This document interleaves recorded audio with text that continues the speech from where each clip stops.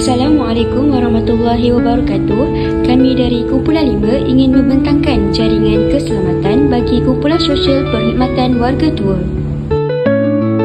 Definisi warga tua atau warga emas di Malaysia merujuk kepada individu yang berusia 60 tahun ke atas mengikut Tarifan Pertubuhan Bangsa-Bangsa Bersatu dari Persidangan Wina pada tahun 1982, dan ini menjadi rujukan utama dalam dasar serta polisi berkaitan warga emas di negara ini. Meskipun begitu, terdapat juga definisi lain seperti pada umur 66 tahun ke atas di bawah Akta Pusat Jagaan 1993, dan ada juga cadangan untuk menaikkan had umur ini kepada 65 tahun, tetapi 60 tahun ke atas adalah yang paling diterima pakai secara. Kenapa warga tua perlukan jaringan sosial? Warga tua memerlukan jaringan sosial, social connections atau support networks, kerana jaringan ini memberi kesan penting terhadap kesejahteraan mental, fizikal dan psikososial mereka. Hal ini dikatakan demikian kerana adalah bagi melindungi kesihatan mental dan fizikal. Jaringan sosial yang kukuh dapat mengurangkan risiko kesunyian dan isolasi sosial dalam kalangan warga tua, sekaligus menurunkan risiko masalah kesihatan mental seperti kemurungan serta penyakit fizikal termasuklah penyakit jantung, strok dan penyakit peramatang.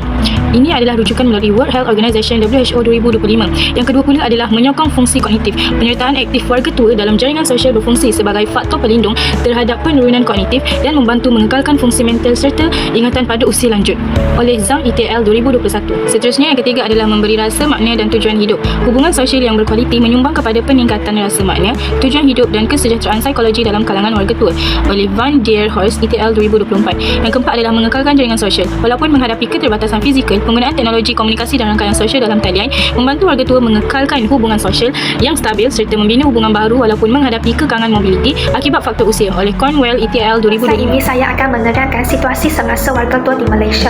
Malaysia kini sedang menuju ke arah negara tua apabila bilangan penduduk berumur 60 tahun ke atas semakin meningkat. Keadaan ini seiring dengan peningkatan jangka hayat. Dalam konteks kehidupan semasa, kita dapat melihat bahawa lebih ramai warga tua tinggal bersendirian akibat perubahan struktur keluarga daripada keluarga besar kepada keluarga nuklear. Keadaan ini meningkatkan risiko kepada kesunyian, pengabaian, masalah kesihatan mental dan juga masalah kesejahteraan sosial warga tua. Oleh itu, situasi ini menunjukkan bahawa semakin ramai warga tua bergantung kepada jaringan sosial, sama ada keluarga, komuniti ataupun perkhidmatan sokongan formal bagi memastikan kesejahteraan mereka terpelihara. Jaringan sosial formal bagi perkhidmatan warga emas yang pertama ialah Jabatan Kebajikan Masyarakat iaitu JKM. Di bawah Kementerian Pembangunan Wanita, Keluarga dan Masyarakat iaitu KPWKM, JKM merupakan agensi kerajaan utama yang bertanggungjawab merancang, menyelaras dan melaksanakan dasar serta perkhidmatan kebajikan sosial untuk warga emas di Malaysia. JKM juga menjalinkan kerjasama dengan agensi lain dan Pertubuhan Sukarela Kebajikan iaitu PSK untuk memperluaskan jaringan sosial formal bagi warga tua. JKM berperanan dalam memberi tumpuan kepada kesejahteraan warga tua melalui penjagaan institusi, sokongan sosial dan juga pemerkasaan warga emas dalam komuniti. Yang kedua, JKM juga berperanan dalam menyalurkan bantuan kewangan dan kebajikan kepada warga emas yang layak, terutamanya golongan berpendapatan rendah dan juga terpinggir. Yang ketiga, JKM juga mengurus dan menyelia penjagaan institusi seperti rumah seri kenangan dan juga rumah ihsan bagi warga emas yang tidak mempunyai sokongan keluarga ataupun mengalami keuzuran. Jaringan sosial formal yang kedua ialah perkhidmatan institusi jagaan warga tua. Perkhidmatan formal ini merangkumi skema penjagaan warga tua yang berdaftar di bawah JKM, termasuk pusat jagaan yang diselia dan dipantau kerajaan iaitu yang pertama, rumah seri kenangan iaitu institusi untuk warga tua yang masih boleh menguruskan diri sendiri. Yang kedua adalah rumah ihsan iaitu lokasi jagaan bagi warga tua yang uzur, sakit ataupun tidak berupaya. Yang ketiga adalah pusat jagaan warga emas yang berdaftar iaitu persekitaran jagaan harian yang disediakan oleh pihak NGO dan sektor swasta dengan pendaftaran rasmi JKM. Ciri dan peranan pusat jagaan yang pertama ialah menyediakan penjagaan berterusan kepada warga emas yang uzur, sakit kronik, kurang upaya ataupun tidak mampu menguruskan diri sendiri. Yang kedua, menawarkan kemudahan asas seperti tempat tinggal, pemakanan, rawatan kesihatan, kebersihan diri dan juga pemantauan keselamatan. Yang ketiga, bertindak sebagai jaringan perlindungan formal terakhir bagi warga emas yang tiada sokongan keluarga ataupun komuniti. Jaringan sosial formal yang ketiga ialah pusat aktiviti warga emas iaitu PAWE. PAWE merupakan kemudahan komuniti rasmi yang diwujudkan oleh kerajaan melalui Jabatan Kebajikan Masyarakat JKM dengan kerjasama NGO dan juga pihak tempatan. Peranan utama PAWE ini adalah menyediakan ruang selamat dan juga kondusif untuk warga emas yang menjalani aktiviti harian secara aktif dan berstruktur. PAWE juga membantu warga emas kekal aktif, berdikari dan berfungsi dalam komuniti tanpa perlu penjagaan institusi sepenuh masa. Antara fungsi utama PAWE ialah yang pertama, menyediakan aktiviti sosial dan rekreasi seperti senam ringan, kelas kemahiran, aktiviti seni dan keagamaan. Yang kedua, menggalakkan pendampingan sosial bagi mengurangkan kesunyian dan pengasingan sosial dalam kalangan warga emas. Yang ketiga, menyokong pembangunan komuniti termasuk pelibatan warga emas dalam aktiviti sukarelawan dan interaksi antara generasi. Jaringan sosial formal yang keempat ialah portal e-Warga Emas. Kerajaan Malaysia memperkenalkan portal rasmi e-Warga Emas sebagai usaha memperkasakan sistem penyampaian perkhidmatan kepada warga tua secara formal dan bersepadu. Portal ini juga menggabungkan pelbagai perkhidmatan dan informasi dari agensi kerajaan serta rakan strategik untuk mempermudahkan akses warga emas kepada bantuan, peluang pembelajaran, pekerjaan, advokasi dan juga komuniti. Kelebihan portal EWE iaitu akses sistem penyampaian perkhidmatan yang lebih berkesan. Yang kedua, menyokong perancangan polisi berdasarkan data terkini kumpulan warga tua. Yang ketiga, mempercepatkan komunikasi antara warga emas dan agensi perkhidmatan formal kerajaan. Seterusnya, kita akan membincangkan tentang jaringan sosial tidak formal. Jaringan sosial tidak formal merujuk kepada sokongan yang diterima oleh warga tua melalui hubungan semula jadi dalam kehidupan tanpa penglibatan rasmi kerajaan atau mana-mana institusi. Jaringan ini amat penting kerana ia bersifat berterusan dan berasaskan kepercayaan. Yang pertama ialah keluarga. Keluarga merupakan jaringan sokongan utama bagi warga tua. Ahli keluarga seperti pasangan, anak dan cucu memainkan peranan penting dalam memenuhi keperluan emosi, fizikal dan kewangan warga tua. Sokongan keluarga membantu mengurangkan tekanan, kesunyian serta meningkatkan kesejahteraan dan rasa dihargai dalam kalangan warga tua. Yang kedua ialah sokongan jiran. Hubungan kejiranan yang baik dapat menyediakan bantuan segera kepada warga tua, terutamanya bagi mereka yang tinggal bersendirian. Jiran boleh membantu dalam bentuk pemantauan keselamatan, bantuan kecemasan serta sokongan sosial seperti berbual dan aktiviti komuniti. Sokongan ini mampu mengurangkan rasa terasing dan meningkatkan lagi keselamatan sosial warga tua. Yang ketiga ialah NGO, sukarelawan. Pertubuhan bukan kerajaan NGO dan kumpulan sukarelawan menyediakan pelbagai bentuk bantuan tidak formal seperti ziarah, penghantaran makanan, sokongan psikososial dan aktiviti kemasyarakatan. NGO juga berperanan sebagai penghubung antara warga tua dengan perkhidmatan lain, terutamanya bagi warga tua yang kurang sokongan keluarga. Seterusnya, isu terkini. Yang pertama, pengabaian. Kurangnya perhatian daripada keluarga atau penjaga.